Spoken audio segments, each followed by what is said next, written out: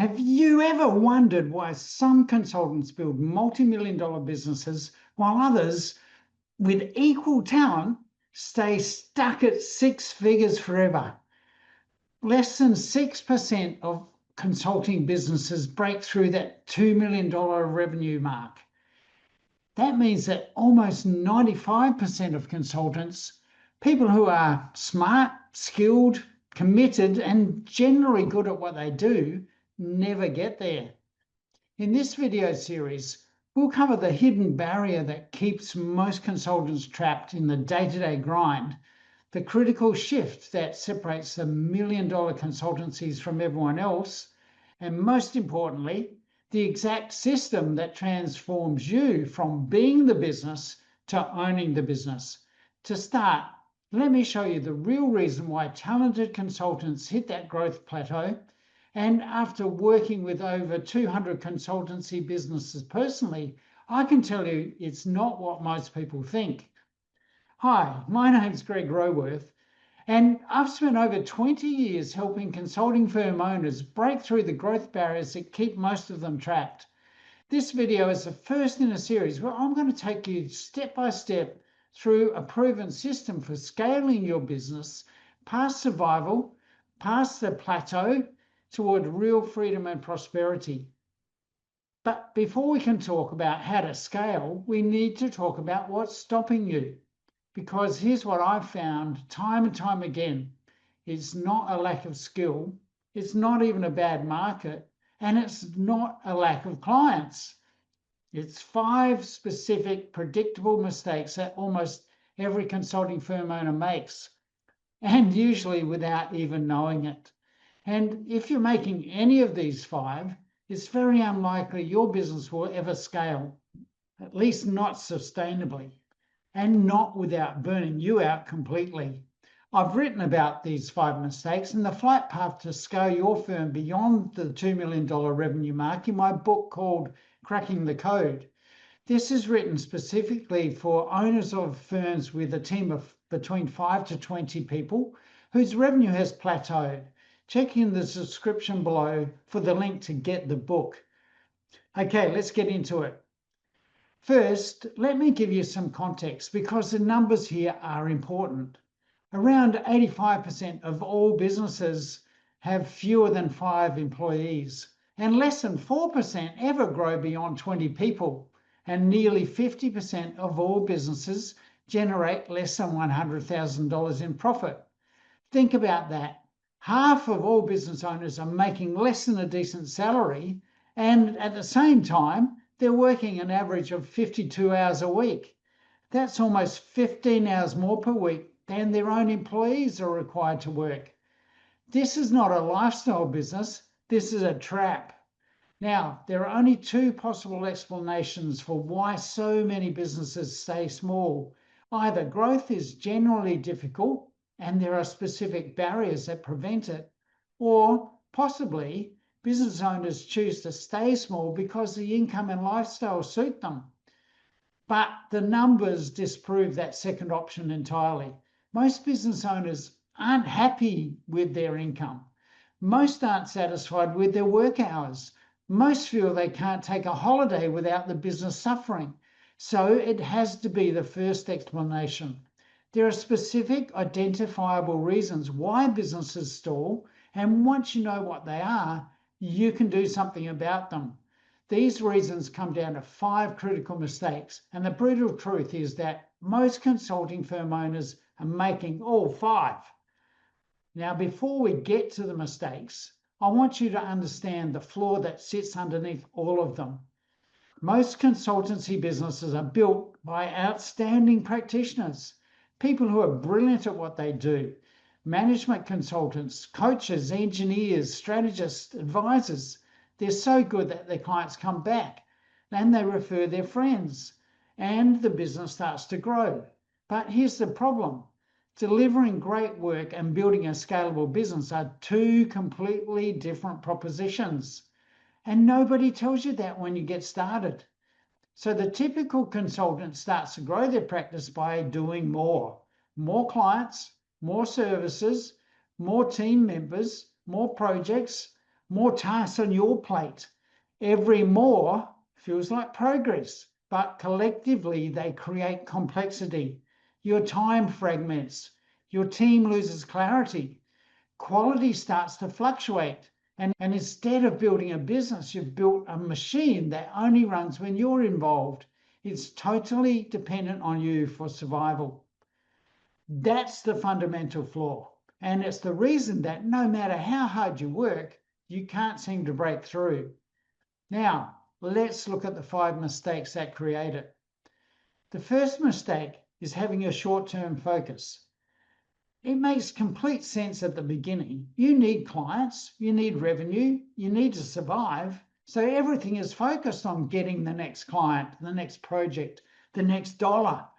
But for most consulting firm owners, the short-term focus never changes. The business never gets to a long-term vision. There's no clarity about what it's meant to become. And so the owner stays completely reactive, always putting out fires, always chasing the next thing, always working in the business instead of on it. Here's a pattern I see constantly.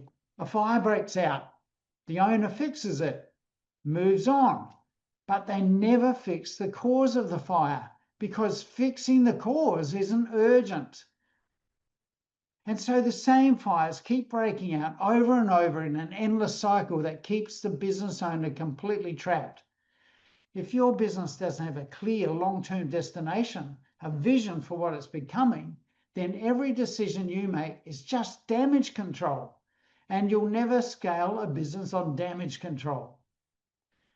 The second mistake is one I see constantly, and it's closely linked to the first, and that's reactive marketing, or more accurately, no real marketing strategy at all. Most consultancy firms at this level have grown primarily through referrals. And look, referrals are great. They're a sign you're doing good work. But here's what referrals are not. They're not a growth strategy. Referrals are unpredictable. You can't control when they come. You can't scale them. And they almost always depend on the founder's personal relationships, not the firm's positioning or a reputation, which means the firm itself has no real market presence. And no market presence means no strategic control of your own future. What happens in practice is a boom and bust cycle. Work slows down, so you get busy looking for your next client. Work picks up and gets stressful, so you focus on delivery and neglect the marketing. It never grows beyond a certain ceiling, and the owner never gets to the point where there's enough support and structure to break free of the dependency they've created. An owner of a consulting firm that wants to scale needs a deliberate, consistent, predictable marketing engine. Not campaigns when things get quiet, a system that runs continuously and builds authority in the space over time. Referral should be a bonus, not your business plan. The mistake is ineffective delegation, and it's one of the most painful to watch because it usually comes from a place of good intentions. Here's how it typically plays out. The business owner gets busy and can't handle the volume alone, so they hire someone, usually because of a reaction to the pressure.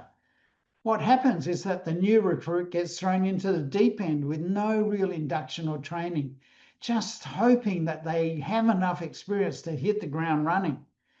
But they really do. The new person gets frustrated. The owner gets frustrated. Either the person leaves or they stay but underperform.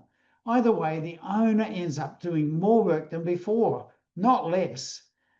But here's the deeper issue. Most consulting firms grow by adding people who do the same kind of work.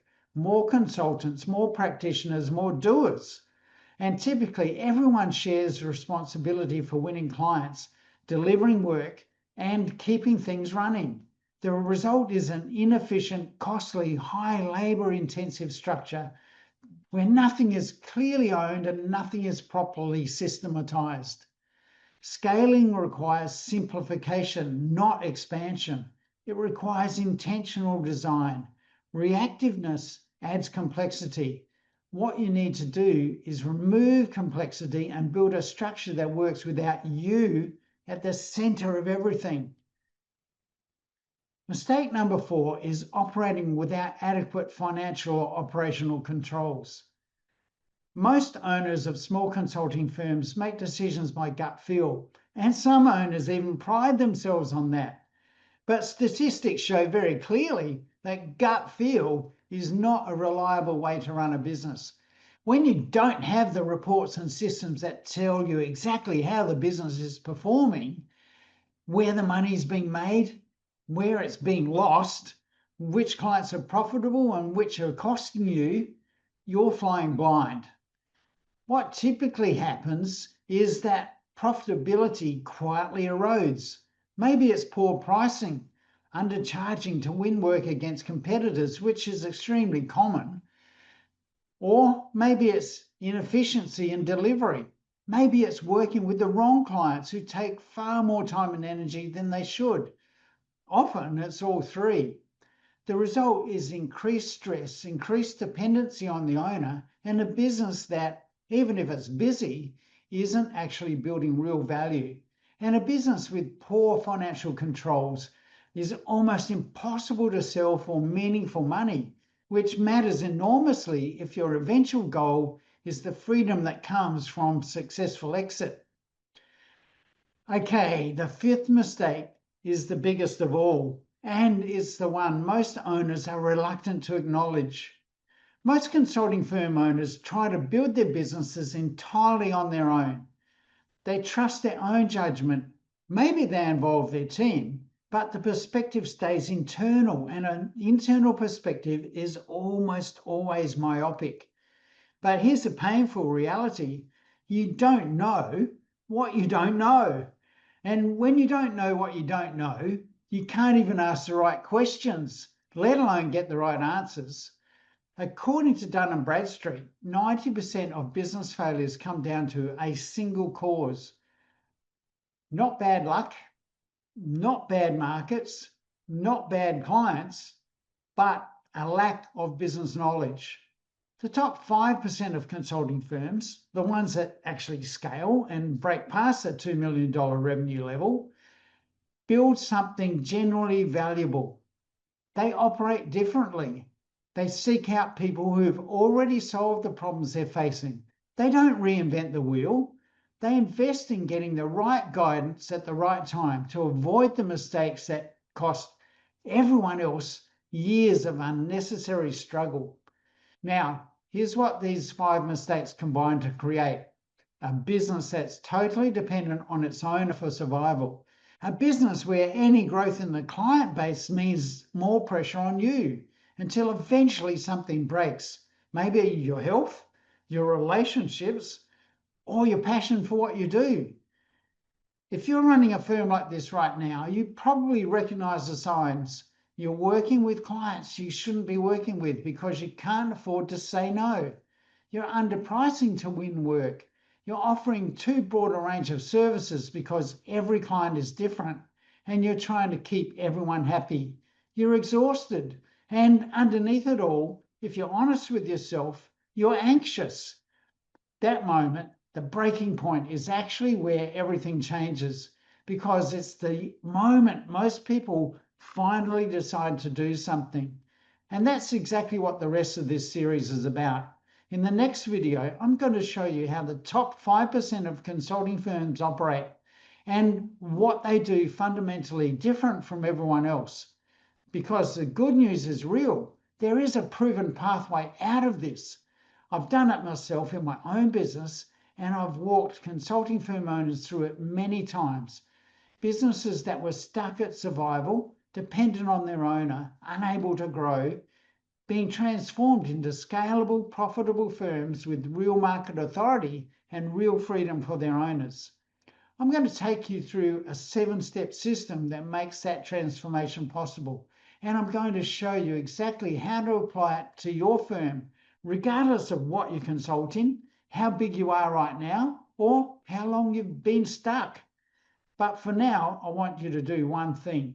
Get a pen, write down these 5 mistakes. and be honest with yourself about how many of them apply to your business right now. Short-term focus, reactive marketing, ineffective delegation, lack of financial control, or trying to do it alone. If you scored yourself against those 5 and felt a little uncomfortable, good. That discomfort is the beginning of clarity, and clarity is where everything starts. If this resonated with you, please hit the subscribe button so you don't miss part 2, because that's where we start building the solution. And if you'd like to read my book, Cracking the Code, that describes how to break free from being stuck in the center of your business to being able to grow your business at the strategic level, check the description below for the link to get access to the book. Now, drop a comment below and tell me which of these 5 mistakes sit closest to home for you. I read everyone, and your answers will actually shape how I approach the next video in this series. You can check out that video right here. I'll see you in part 2.